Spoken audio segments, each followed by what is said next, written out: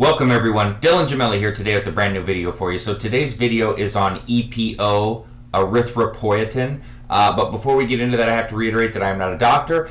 Anything I say in this video is for your entertainment purposes only. What you do with this information is completely and utterly up to you. And I am not implying, condoning, nor recommending you to use any of the things that we discuss in any way, shape, or form. So, this video is being done slightly reluctantly, but it's highly requested. And my reluctance is I know how dangerous this is. I don't want people to listen to this and even think about using it. But then again, first of all, it's highly requested. And then a couple people brought up some pretty good points to me about doing this video to basically warn people about the dangers of it. I'm still going to give you all the facts because I always try to stay as unbiased as possible, but I can't hide the fact that I am completely and utterly against any sort of use with this whatsoever. But I'm going to highlight all the facts of it. We are going to have to talk about blood doping so you can understand EPO. So I'm going to get into all of this so you can really grasp and understand what it is, and so you can also understand the severity of use. Now, anybody that follows sports, you've definitely seen and heard different athletes using PEDs, right? Now, anabolic steroids, clearly most well-known, things like HGH. But I know that many of you have heard about EPO, all right? Now, the thing about EPO is you hear about it, and you hear blood doping, but you really don't know what it is. I mean, I can't tell you all those years in my early 20s and things like that. I had no clue. It's just like, oh, he's blood doping, but nobody, you know what's funny is like mainstream media and things, they want to throw shade, they want to do this, they want to do that, but they never want to get down and break down what exactly these things are doing, etc. They generally don't. You got to go to websites that go into great detail and want to explain, but if you're just listening to things on TV, you're just going to get this, oh, he's blood doping, or he's doing this, he's doing that, with no explanation whatsoever. So how about we learn about this a little bit? Blood doping falls under like the same umbrella of forbidden substances. So EPO has been a source of widespread abuse and controversy among professional cyclists all the way back to the 80s, like early 80s. But let's get into that. Let's break down blood doping first. So blood doping basically is referring to any attempt to improve athletic performance by basically artificially increasing your red blood cell count. So why do you want to do that? Well, red blood cells are responsible for carrying oxygen molecules throughout your body. So the more red blood cells you have, then the greater energy expenditure that you're going to burn out during extreme physical activity. So there's different types of methods of blood doping. So we've got your like transfusions of someone else's blood. You've got reinfusions of your own red blood cells, and then you've got administration of enhancement drugs like EPO. Now, blood doping is a clear and utter violation of any standards that have been set by the WADA, which is the World Anti-Doping Agency, and it's banned in professional sports. Now, even with rigorous testing, it hasn't stopped people from using it and doing it. There's some controversy there. EPO's been banned since the early 90s, but the first test didn't become available until the 2000 Summer Olympics. So while it was banned, the tests weren't even available to test for it, so I'm sure it was being abused. Now, abuse of EPOs made headlines everywhere. Think back, Floyd Landis. He was the 2006 Tour de France winner. They took his title because he tested positive for doping. Now, he confessed to using PEDs for years, and he even went further by actually accusing many other cyclists. I think it was about 17, and he also accused Lance Armstrong.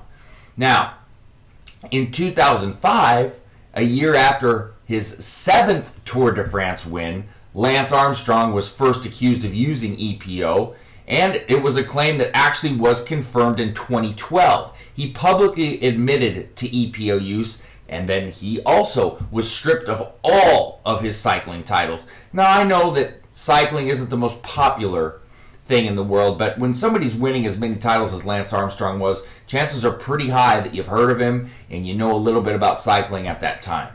Now, there were some other cyclists that were caught in that controversy, some champions.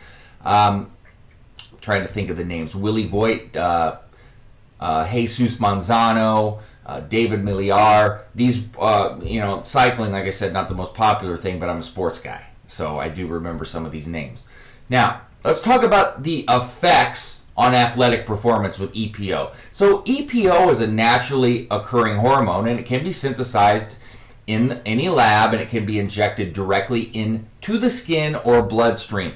Now, in terms of sports performance, it's actually been shown to increase the proliferation of red blood cells and increase the amount of oxygen carried to your muscles.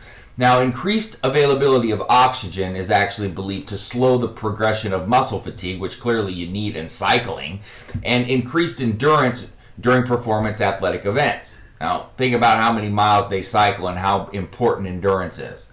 So this is a huge, huge issue. Now, the ability to exert force for longer periods of time is what makes blood doping so appealing for professional athletes, clearly.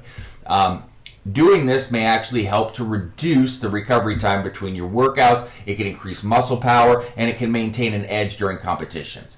Now, with that being said, there is evidence that EPO injections may actually deliver fewer benefits than initially thought, though, as well. There was a 2017 study that was published in the Lancet Hematology, and it concluded that cyclists given a subcutaneous injection of EPO for 8 weeks performed no better in exercise test or road race performance than cyclists that were given a placebo. But clearly we do know that it works, or people wouldn't do it and they wouldn't get a clear-cut advantage. Now, this is just different types of studies that, and the thing with studies is control groups can be skewed and changed however somebody wants to skew the results. So keep that in mind as well. Let's talk about some dangers, though, and why I am so reluctant to discuss this or even talk about it.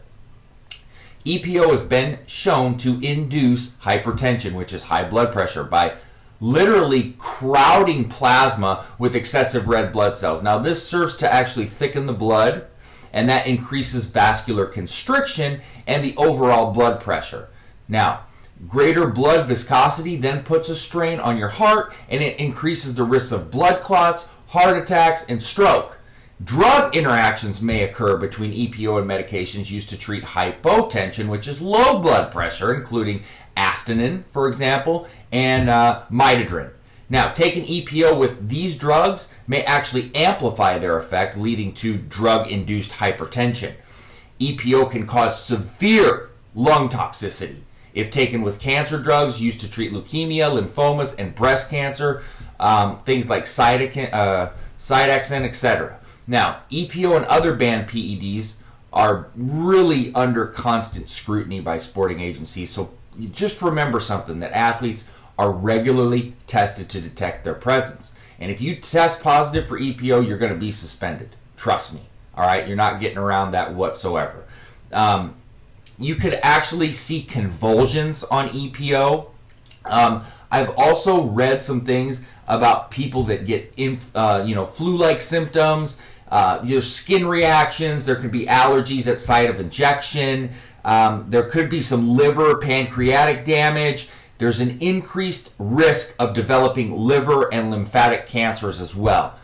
And then there's also a risk of counterfeit products where you don't even know what you're getting. All right? There's risks with injection. There's so many different risks that are out there with EPO, and they're severe, okay? Very, very severe. But, just the whole blood pressure, blood thickening thing, injecting, possibly injecting other people's blood, things of that nature. If you're considering doing this, if you write me and ask me, I don't even get into it. I just say, don't do it. I'm not advising it. I've turned down people that literally want to pay me. Same thing I do with clenbuterol. If you come to me and you want to pay me to coach you, great. I'm down. I'm always, that's what I do. But I literally don't want your money if you want me to coach you on clenbuterol, EPO, things like that. I'd rather just pass. I don't need that kind of money.